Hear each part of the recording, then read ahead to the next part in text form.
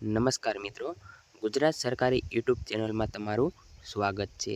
આજે આપણે વાત કરીશું કે માનવ કલ્યાણ યોજના 2026માં જે છે તે માનવ કલ્યાણ યોજના જે છે તે બહાર પાડવામાં આવી છે। આટલા કાગળ હોવા જોઈએ, એટલે કે તમારે માનવ કલ્યાણમાં ફોર્મ ભરવા માટે કેટલા ડોક્યુમેન્ટની જરૂર છે તે આ વિડીયોમાં આપણે માહિતી લેશું।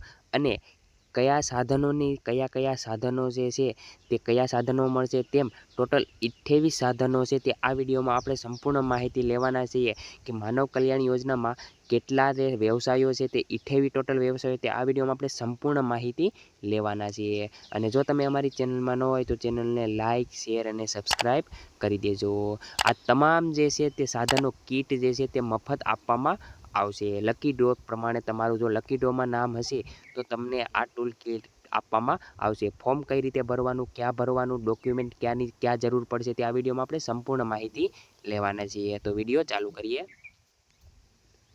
વાત કરીએ તો માનવ કલ્યાણ યોજના એ ગવર્મેન્ટ ઓફ ગુજરાત દ્વારા ચલાવવામાં આવતી યોજના છે। એટલે કે આ માનવ કલ્યાણ યોજના જે છે તે ગુજરાત સરકાર દ્વારા બહાર પાડવામાં આવી છે। જે આર્થિક રીતે નબળા વર્ગના લોકો, એટલે કે નાના કારીગરો, સ્વરોજગારીની ઈચ્છુક લોકોને વ્યવસાય માટે સાધનો એટલે કે ટૂલ કીટ આપીને આત્મનિર્ભર બનાવવાનો હેતુ ધરાવે છે। એટલે કે આ માનવ કલ્યાણ જે યોજના જે છે તે આર્થિક રીતે નબળા, એટલે કે કોઈ કામ નથી તે રીતે આ ફોર્મ તમે ભરી શકો છો। અને નાના કારીગરો અને આર્થિક રીતે નબળા લોકો છે તે આ રોજગારીનો ઉપયોગ લઈ શકે છે। આગળ વાત કરીએ તો તેના મુખ્ય લાભો શું છે, તો આનો મુખ્ય માનવ કલ્યાણ યોજનાનો મુખ્ય લાભ એ છે કે મફત ટૂલ કીટ આપવામાં આવે છે, એટલે કે સાધન સહાય આપવામાં આવે છે।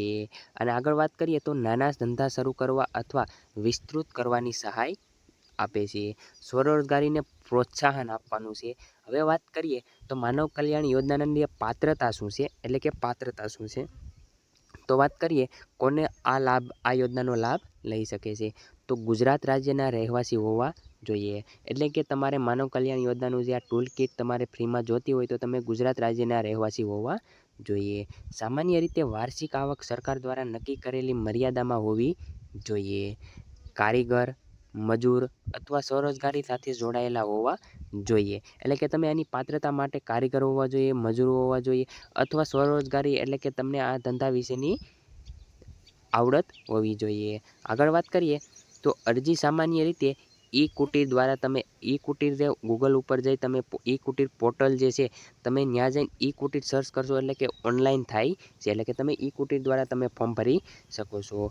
મંજૂરી મળ્યા બાદ સંબંધિત વ્યવસાય મુજબ ટૂલ કીટ આપવામાં આવે છે। આગળ વાત કરીએ માનવ કલ્યાણ યોજનાના મફત ટૂલ કીટ 28 જે સાધન છે તે આ 28 સાધનની વિશેની વાત કરીએ તો પહેલું જે છે તે દરજી કામનું વિશે, બીજું જે છે તે મોચી કામનું છે, તમે મોચી કામ માટે ફોર્મ ભરી શકો છો। ત્રીજું જે છે તે પ્લમ્બર માટેનું કામ છે। ચોથું જે છે તે ઇલેક્ટ્રિશિયન કામ માટેનું છે। વાહન સર્વિસીસની ટૂલ કીટ તમને મળી શકે છે। બ્યુટી પાર્લરનું જે છે તે વ્યવસાય જે છે તમે મફત ટૂલ કીટ આપી શકે છે। ભરતકામ માટે આપી શકે છે। લુહાર માટે કામ આપી શકે છે। નવમું છે તે કડિયા માટે સાધનો આપી શકે છે। સુથારી માટે કામ આપી શકે છે। વેલ્ડિંગ માટે તમને સાધનો આપી શકે છે। 12મું જે છે તે શાકભાજી ફેરી માટે તમે ફોર્મ ભરી શકો છો। ફળની ફેરી માટે તમે ફોર્મ ભરી શકો છો। દૂધ દહીં વેચનારના જે સાધનો છે તે આપવામાં આવે છે। મોબાઈલ રિપેરિંગના સાધનો આપવામાં આવે છે। કોમ્પ્યુટર રિપેરિંગના સાધનો આપવામાં આવે છે। એસી રિપેરિંગના જે છે 17મું તે સાધનો આપવામાં આવે છે। ટીવી રિપેરિંગના સાધનો આપવામાં આવે છે। ડીપ બોરિંગ કામ માટેના જે છે તે વ્યવસાય આપવામાં આવે છે। પેન્ટર કામના સાધનો આપવામાં આવે છે। વાંસ કામ માટે પણ સાધનો આપવામાં આવે છે। આયુર્વેદિક ઉત્પાદન માટેના સાધનો આપવામાં આવે છે। અગરબત્તી બનાવવા માટેના સાધનો આપવામાં આવે છે। મીણબત્તી બનાવવામાં, એટલે કે મોમબત્તી બનાવવા માટે આપવામાં આવે છે ટૂલ કીટ। પાપડ બનાવવા માટે ટૂલ કીટ સાધનો આપવામાં આવે છે। મસાલા બનાવટી માટે ટૂલ કીટ આપવામાં આવે છે। અને સેનેટરી નેપકિન બનાવવા માટેના પણ સાધનો આપવામાં આવે છે। તેમ ટોટલ 28 જે છે તે માનવ કલ્યાણ યોજનાના મફત ટૂલ કીટ સાધનો વ્યવસાયો આપવામાં આવે છે। તો મિત્રો તમને જો આ વિડીયો પસંદ આવ્યો તો ચેનલને એક સબસ્ક્રાઈબ કરી દેજો। જય હિન્દ, જય ભારત।